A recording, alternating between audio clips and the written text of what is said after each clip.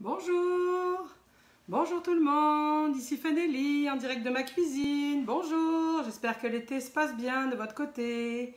On a marqué une petite pause la semaine dernière, mais on est de retour comme à chaque mardi à 10h30 en direct de ma cuisine. Faites-moi un signe, qu'est-ce qui est avec nous ce matin avant qu'on commence à aller plus loin dans notre recette du jour qui est un beau calzone à l'italienne. Alors, bonjour Marina, salut! Qui d'autre est avec nous aujourd'hui avant qu'on se lance dans le vif du sujet? On a beaucoup à faire ce matin. Bonjour. Bonjour Laurence. Salut Nadia, en direct de la Provence. Kinolé. Bon, ok. Bonjour à tous. Visiblement, ça fonctionne. Vous m'entendez, vous me voyez. On est parti. Alors, je suis ravie de vous retrouver aujourd'hui. J'avoue que la pause de la semaine dernière a fait du bien, mais quand même, mardi, je pensais à vous. Là, je me disais, on pourrait être ensemble, faire des belles affaires.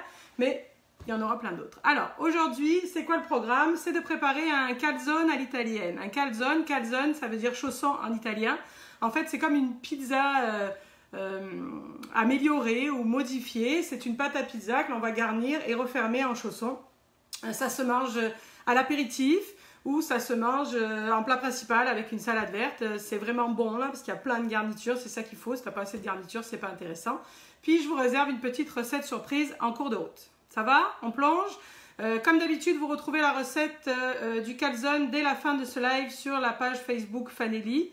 Également, vous le savez, vous pouvez aller dans l'album photo et l'album recettes. Et là, vous allez pouvoir retrouver toutes les recettes précédentes en détail. Si vous avez des questions, n'hésitez pas à les noter pendant le live. Si je suis en mesure de les lire comme je fais là, parfait, j'y répondrai en direct dans la mesure du possible. Si je suis en action à faire autre chose, après le live, je regarde vos questions et je prends la peine d'y répondre.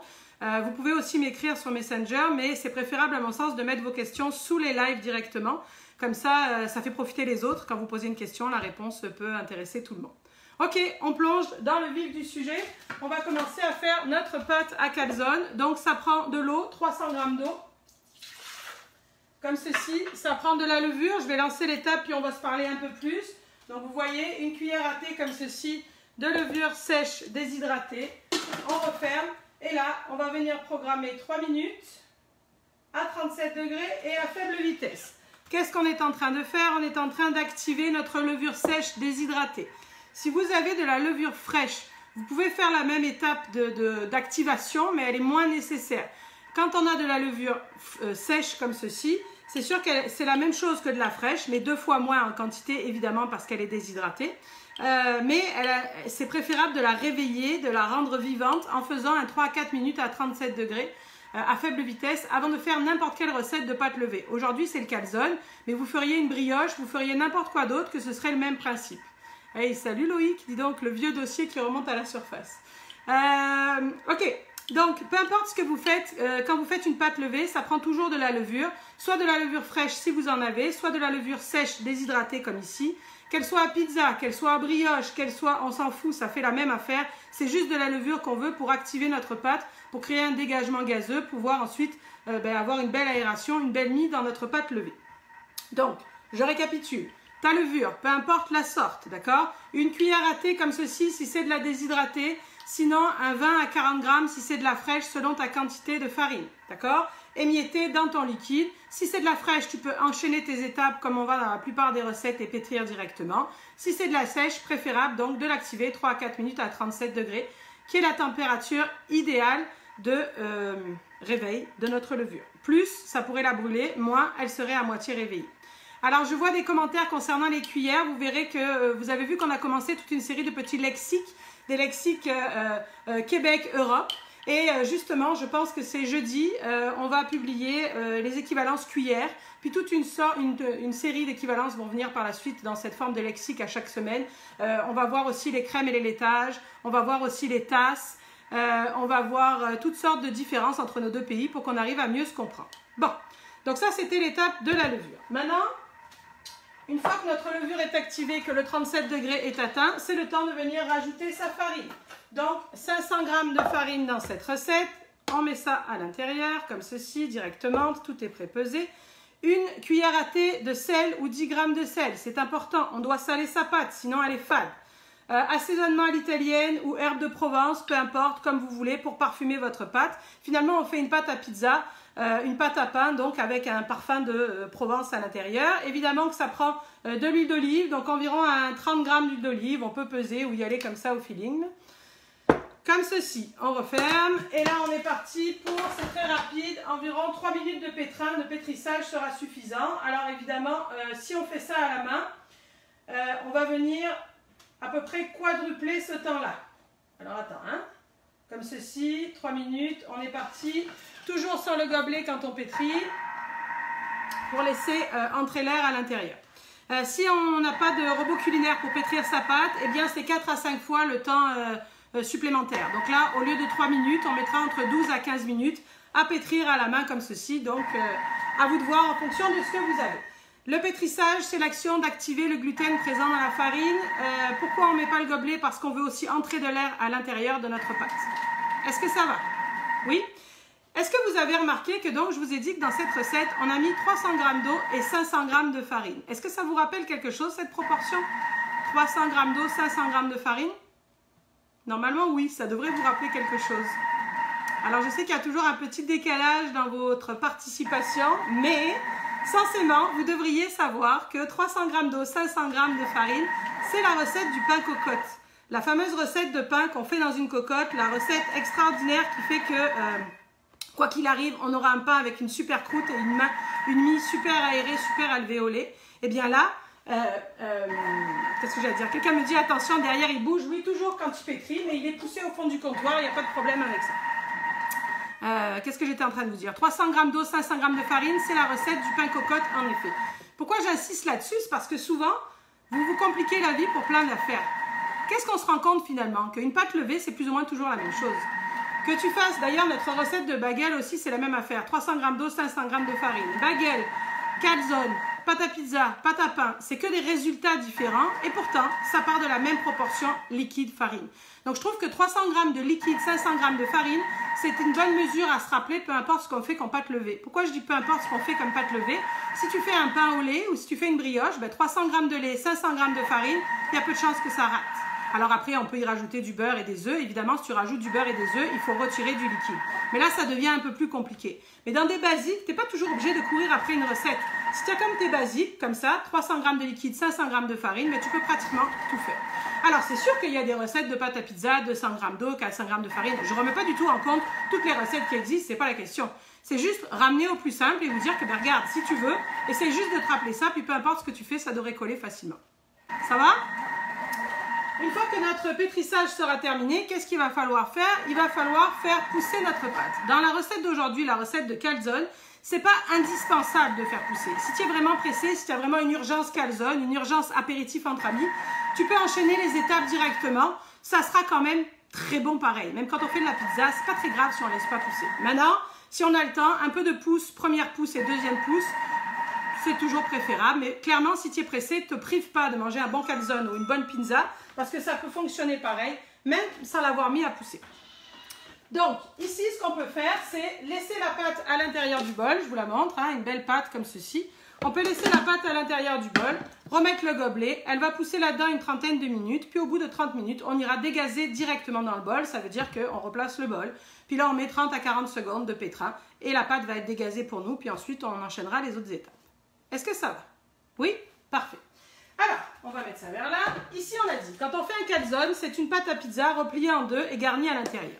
Les ingrédients de la pizza ou les ingrédients du calzone, il y en a un qui est basique. C'est quoi l'ingrédient basique de la pizza ou du calzone? La sauce tomate. Alors, pour faire un calzone, il est important, mais même une sauce tomate de toute façon, je trouve que c'est important d'avoir une sauce tomate épaisse. Si tu as une sauce tomate trop liquide, ça va couler, ça va mouiller ta pâte. Regardez-moi voir cette belle sauce tomate, la texture qu'elle a. Puis, la surprise du jour, qu'est-ce qu'il y a écrit sur mon étiquette là? Vous voyez ça? Une belle sauce tomate avec les tomates du jardin. Il me semble que c'est la saison en ce moment, non? Vous devez avoir vos jardins qui regorgent de tomates, pour ceux qui évidemment ont des potagers. Alors, je vous propose aujourd'hui de faire en bonus une recette avec vos tomates du jardin. Une belle recette avec une belle texture comme ça et en plus extrêmement rapide. Alors, avant d'attaquer le façonnage de notre calzone, il y a quelqu'un qui dit que l'ingrédient principal de la pizza et du calzone, c'est le jambon. C'est pas le principal. On peut en mettre en effet, mais de là à dire que c'est principal, je suis pas sûre. Ah mais non, vous pouvez faire une pizza juste du jambon, il n'y a pas de problème. Ok, donc on va commencer la recette de la sauce tomate avec les tomates du jardin. Donc, on va venir mettre à l'intérieur de notre bol oignon et ail. Donc un bel oignon et 3 gousses d'ail, comme ceci. On va venir simplement hacher ça quelques secondes en vitesse 5, vous savez, pour couper en morceaux. Évidemment que si vous n'avez pas de robot culinaire, vous pouvez éventuellement couper tout ça à la main sans problème et suivre la même recette qui fonctionnera de la même façon, mais qu'il faudra faire revenir sur le chaudron et tout un tas d'affaires. Donc là, on a haché notre oignon et notre ail. Maintenant, on va venir ajouter les tomates du jardin. Donc ici, dans cette recette, environ 6 à 8 tomates du jardin, ça dépend de la taille qu'elles ont. N'en mettez pas trop, sinon vous allez débalancer la recette. Vous pouvez éventuellement, pas doubler, mais une demi-fois supplémentaire, c'est possible. S'il y en a trop dans le bol, on aura une moins belle réduction, ça ne fonctionnera pas. Donc si vous faites une demi-fois supplémentaire, vous rajouterez environ 6 minutes à la recette. Mais là, je prends dans le désordre, on va prendre dans l'ordre. Les tomates du jardin. Tomates du jardin qui ont été coupées en 4 et on les a épépinées, on les a égrenées. D'accord? Je vais vous parler après du cœur de la tomate. Pourquoi? Pour retirer un maximum d'humidité. Pourquoi? Pour que la sauce tomate se fasse plus rapidement. Ça va? Donc là, nos tomates, nos 6 tomates du jardin coupées en 4 et égrenées, on va venir les ajouter. Ici, on va venir hacher 4 secondes vitesse 4, mais en sens inverse, pour avoir nos tomates coupées en morceaux, mais quand même pas complètement pulvérisées pour pas qu'elles rendent trop de jus. Parfait. Ensuite, rien de bien compliqué. On va venir ajouter de la pâte de tomate, du concentré de tomate, environ 150 grammes. Également, on va venir ajouter, alors regardez-moi ça, pardon, j'ai encore des morceaux mais ça me convient parce que pendant la cuisson ils vont finir de se couper. Si éventuellement ça ne fait pas, vous pouvez remettre un petit peu plus. Est-ce que ça va? Oh, là je viens de voir passer un message qui est intéressant, qui dit si vous n'avez pas de robot culinaire, n'hésitez pas à contacter Fadélie. Ça permet de souligner un point. Je ne suis pas conseillère Thermomix, je ne vends pas de Thermomix, je cuisine, j'aime la cuisine en général, puis ils m'aident dans ces étapes-là, mais absolument pas. Par contre, il y a tout un tas d'extraordinaires conseillères de par le monde qui font ça à merveille, donc n'hésitez pas à contacter qui de droit si nécessaire, mais moi, c'est pas ma mission. Ici donc, on a mis nos tomates à l'intérieur du bol. Je vous ai dit qu'il restait des morceaux, mais ça ne stresse pas. Pendant la cuisson, ça va continuer de se défaire. Si éventuellement vous aviez le goût d'eux, eh bien, vous pouvez remettre encore quelques secondes. Donc la pâte de tomate. Ici, du poivre. Et en guise de sel, je mets mon fond de légumes maison. Mais on peut évidemment utiliser du fond de légumes ou du fond de volaille en poudre. Ou tout simplement du sel. Mais c'est sûr que là, ça va être un petit peu plus parfumé. Ensuite, assaisonnement à l'italienne, ou herbe de Provence, ou romarin, ou thym, tout ce qui vient dans votre jardin et tout ce que vous avez le goût de mettre. Ça reste que c'est votre sauce tomate. Quelqu'un demande si j'enlève la peau des tomates. Non, j'enlève pas la peau des tomates parce que j'aime ça quand ça va vite. Mais on aurait pu, à ce moment-là, vous savez qu'il faut ébouillanter vos tomates. Enfin, il faut faire une croix sur le dessus de la tomate. Les ébouillanter rapidement, juste faire bouillir de l'eau, verser par-dessus vos tomates, puis éplucher vos tomates rapidement. Mais ça ne me dérange pas dans la sauce, vous allez voir que ça va super bien pareil. Mais ça, chacun... ajuste. Je vois une autre question. Est-ce que c'est obligé de mettre le concentré de tomate? Dans cette recette, obligé, je ne sais pas si c'est le mot, mais si on veut vraiment la cuire en 12 minutes comme on va faire, le concentré de tomate va aider à la réduction et à la belle tenue de notre sauce tomate.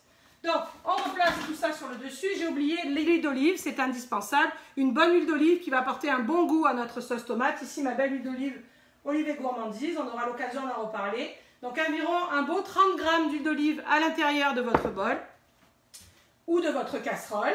Puis là, on programme une douzaine de minutes à 120 degrés, à sens inverse, à faible vitesse. Je place sur le dessus mon panier parce que je ne veux pas mettre le gobelet. Ce que je veux, c'est faire évaporer ma sauce.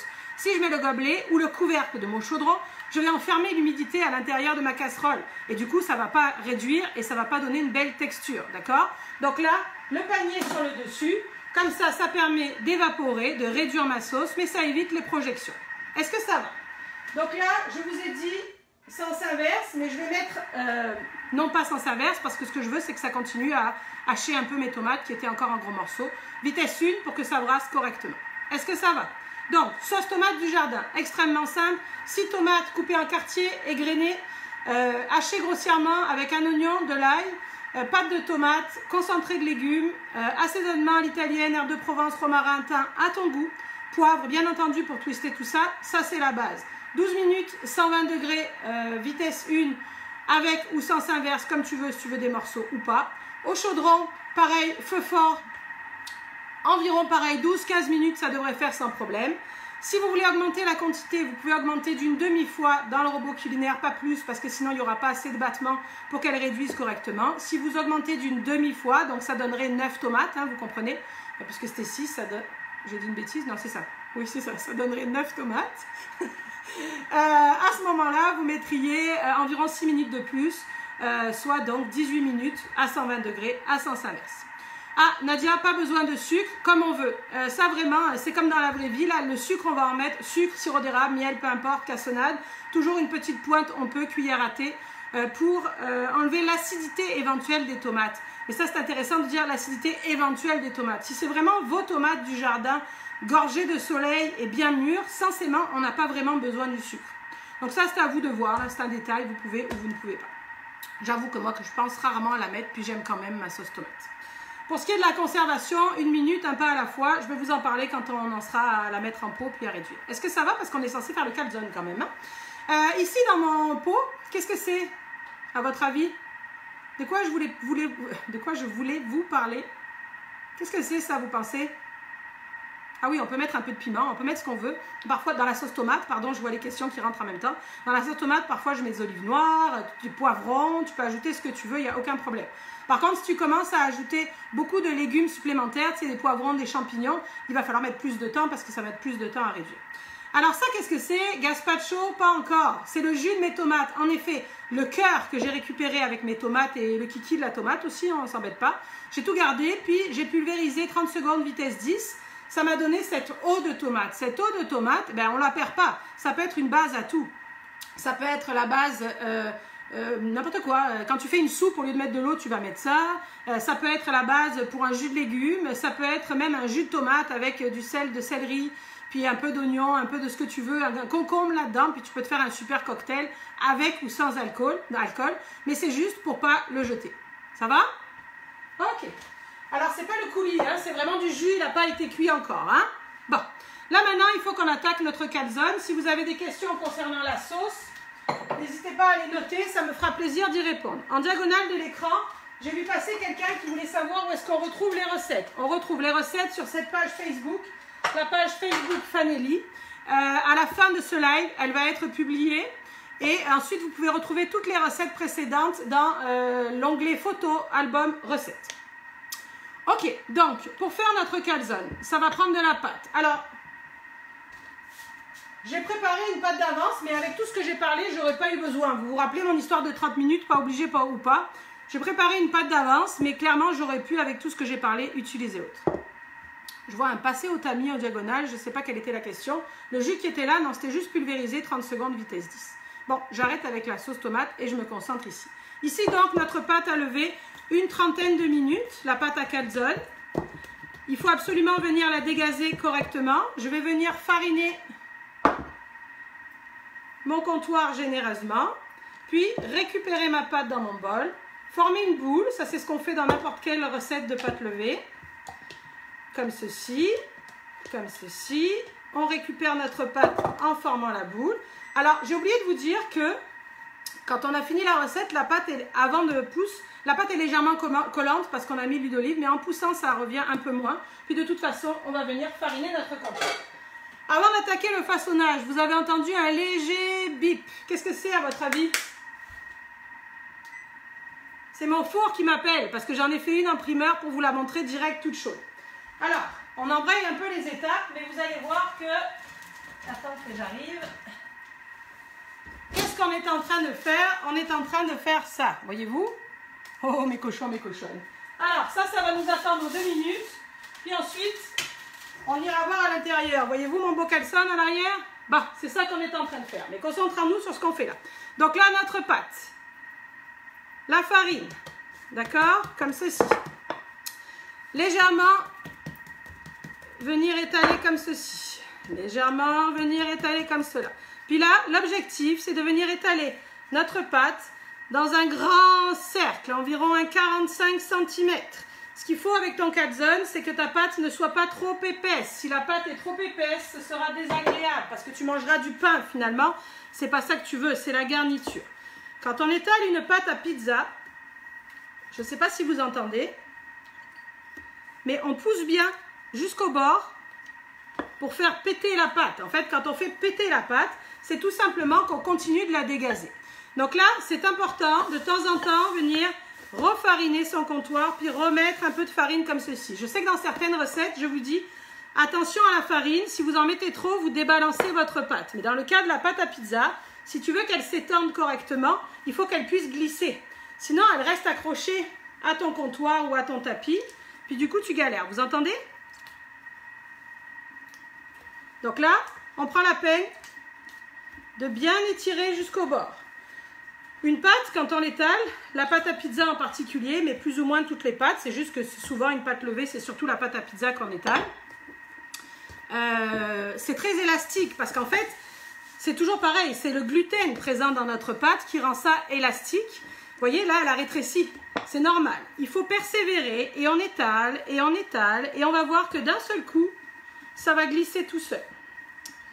Alors, j'ai vu passer en diagonale une question. C'est sûr que là, je me concentre sur ma pâte, donc je ne regarde pas vraiment ce que vous écrivez. Mais j'ai vu passer une question qui demande est-ce que je peux congeler ma pâte? Vous savez que moi, le congélateur, c'est pas vraiment mon ami. Là. Moi, j'aime ça cuisiner, manger. Où je m'organise pour conserver mes affaires au frigo ou faire juste ce qu'il faut. Donc, je ne suis pas la meilleure pour ces congélations. Notamment quand on est équipé d'un beau robot culinaire comme ça qui est capable de nous faire des pâtes en 3 minutes. Je trouve que ça n'a pas vraiment d'intérêt. Mais je sais qu'il y en a qui congèlent leur pâton. Le pâton, c'est la boule de pâte. Puis après, ils le laissent dégeler et ils font leurs affaires. Hein. Donc, c'est possible de congeler le pâton. À mon sens, quitte à congeler quelque chose, autant étaler, faire plusieurs recettes, étaler comme ça des disques de pizza quand on parle de pizza traditionnelle et les congeler sur des plaques séparées par du papier parchemin ou papier sulfurisé. Puis avoir juste son fond de pizza gelé. Tu peux le garnir directement gelé, puis enfourner ta pizza, évidemment, dans un four un peu moins chaud que d'habitude et un peu moins longtemps. Ça va? Bon, là, j'ai parlé en même temps que j'ai étalé, mais vous avez compris dans les grandes lignes. Puis vous avez vu que ma pâte est pas pire, là, elle commence à ressembler à quelque chose. Est-ce que ça va? Bon. Avant de garnir la pâte, c'est important parce que sinon, tu vas galérer solide après pour la mettre sur ta plaque. On va venir prendre notre plaque à four, puis attraper notre pâte et venir la placer sur notre plaque. Moi, je mets toujours un papier parchemin pour m'éviter trop de coulures et de nettoyage. Donc, vous voyez que rien qu'en la plaçant, elle a rétréci légèrement, mais c'est pas grave. Ça va? Ok. Concernant la garniture, on l'a dit, la sauce tomate. Donc, ce qui est important de se rappeler, c'est que faire de la sauce tomate, n'importe quoi. Faire de la sauce, faire un calzone, il faut qu'il soit gourmand, il faut qu'il soit garni, il faut qu'il soit épais en garniture. Je sais que ça a l'air un peu cochon, mais c'est ça l'idée parce que sinon tu manges juste que du pain. D'accord? Alors, on va mettre une belle quantité de sauce tomate, notre belle sauce tomate avec les tomates du jardin. Évidemment, on ne garnit que sur la moitié de notre pâte parce qu'on se rappelle que c'est un chausson. Donc, on va replier notre affaire. Ça va? Alors, vous voyez que je laisse un petit rebord de 1 à 2 cm. Ça, c'est important pour permettre de souder, de sceller notre calzone. Ça va? Ensuite, les garnitures. Les autres garnitures, tu mets bien ce que tu veux. Ça veut dire que ici, mettons, je sais que moi, mes gars, ils aiment ça, le pepperoni, hein, l'espèce de saucisson italien un peu piquant. Puis c'est très populaire ici de garnir sa pizza pepperoni. Donc c'est ça que j'ai décidé de mettre. Mais moi, perso, j'aime pas ça du tout. Donc tant qu'à en faire deux, celle qui est en arrière, là, je les garnis multi-fromage. Parce que ça, pour le coup, j'aime ça, le fromage. Donc, tous les petits morceaux de fromage, tous les cucus de fromage qui traînaient dans mon frigo, un morceau de chèvre, un morceau de bleu, un morceau de brie, un morceau d'emmental, tout ce qui traînait par là, je suis venue le mettre à l'intérieur de mon calzone. Bon, tant qu'à y être, hein, je vais tout mettre. Hein. Qu'est-ce que vous en pensez? Pour être cochon, ça va être cochon. Je prends la peine quand même d'en mettre un peu bien sur les bords pour que tout le monde, peu importe où il se serve, ait sa garniture. J'ajoute quelques olives Kalamata. Donc, vous avez compris que tu mets ce que tu veux. Un reste de poulet, des cubes de tofu pour Sylvie, juste des légumes. Si tu mets juste des légumes, attention, pas des légumes qui rentrent trop d'eau. Ça peut être un reste de ratatouille, par exemple, qui serait très bon également. Ensuite, on pense qu'on a fini, mais on n'a pas fini. Ça prend du fromage, évidemment, parce que c'est ça qui est bon, hein. Regarde-moi ça. Donc là, mozzarella ou emmental râpé par-dessus ça. Pareil, on est généreux, hein, vous vous rappelez, ce qui est important, c'est d'avoir un chausson bien garni, sinon c'est juste que du pain. Ok, rendu là, il nous faut refermer notre calzone. Vous voyez ça? Donc, on va attraper notre pâte. On soulève. Comme ceci.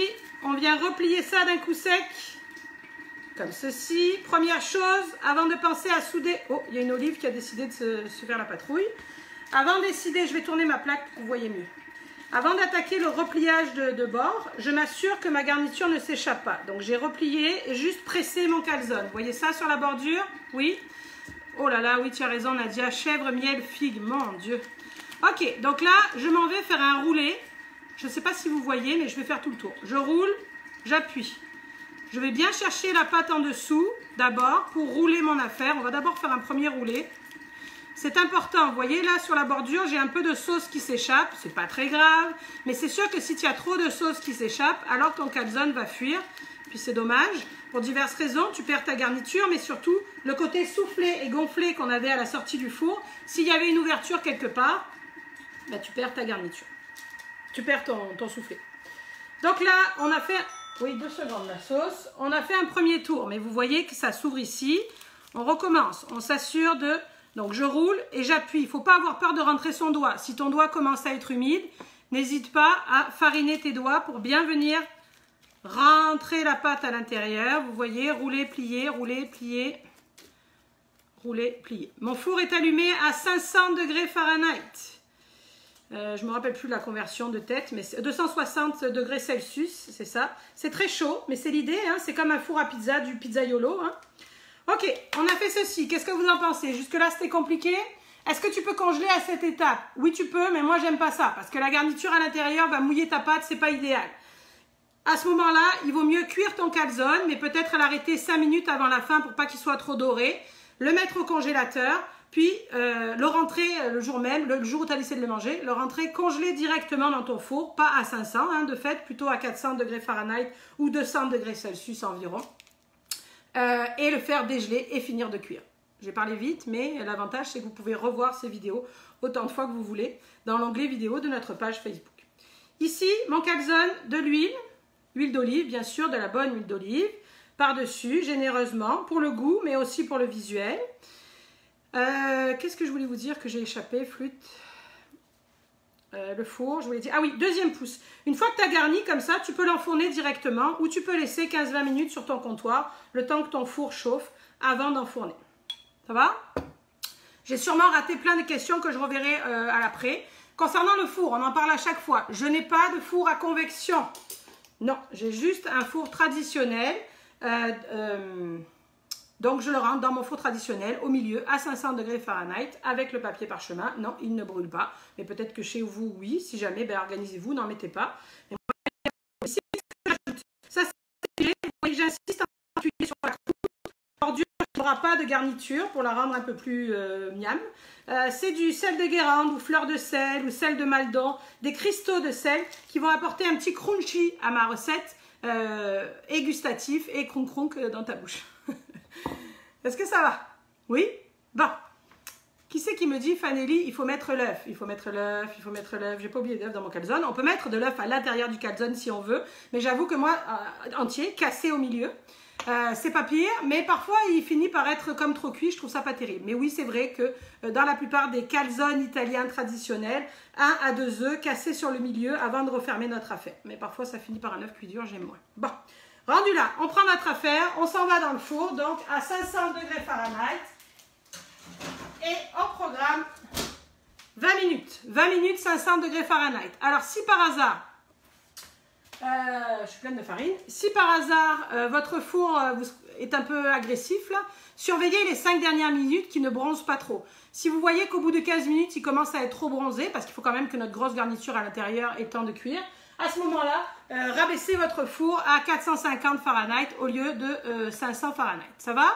Bon, maintenant, on s'en va voir la sauce tomate, puis on s'en va voir le calzone préparé d'avance. Qu'est-ce que vous en pensez? Donc ici, la belle sauce tomate du jardin avec les tomates du jardin. Je vais vous montrer ça là. Notre pot. J'essaye de ne pas m'en coller partout. Comme ceci. Comme ceci. Ok. Ici, regardez voir la belle texture. C'était les tomates du jardin. Bon, clairement, du jardin de l'épicerie pour moi, parce que j'ai pas de jardin potager. Du moins, j'en ai un, mais c'est pour nourrir les animaux de la forêt. On n'arrive jamais rien à avoir. On a eu des tas de belles fleurs de courgettes magnifiques, mais les courgettes ne sont jamais arrivées. Il y a d'autres personnes qui mangent mes courgettes. Sûrement des personnes à quatre pattes. Bref, ici, donc, regardez voir notre belle sauce tomate avec les tomates du jardin.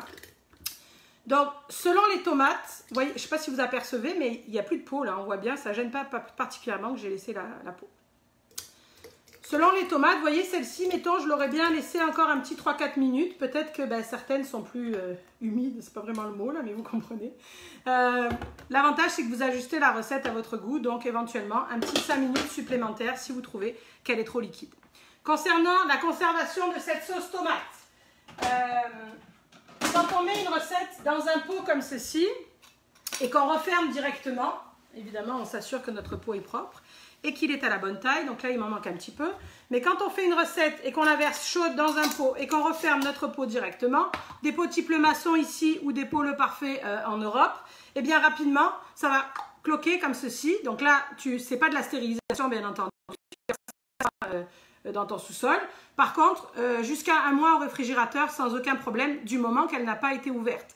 Donc ce que tu peux faire, si tu penses que ça c'est trop gros, il vaut mieux faire plusieurs petits pots et t'en servir à la demande. Cette sauce tomate, évidemment, elle sert à tout, hein, dans des pâtes, sur un fond de pizza. Là, cet après-midi, je vais faire un essai recette pour nos amis végétaliens. On va faire du tofu parmigiana. Donc, je vais utiliser la sauce tomate qu'on vient de faire pour faire notre tofu parmigiana pour cet après-midi. Puis vous verrez évidemment la recette dans quelques jours sur la page Fanny. En effet, si on n'a pas de jardin et qu'on n'a pas de tomates fraîches, on peut faire cette recette avec une conserve de tomates en dés 796 ml. Conserve de tomates en dés 796 ml qu'on prendra évidemment la peine d'égoutter dans notre passoire ou panier de Thermomix, peu importe, pour enlever l'excédent d'eau avant de faire exactement la même recette. C'est bon?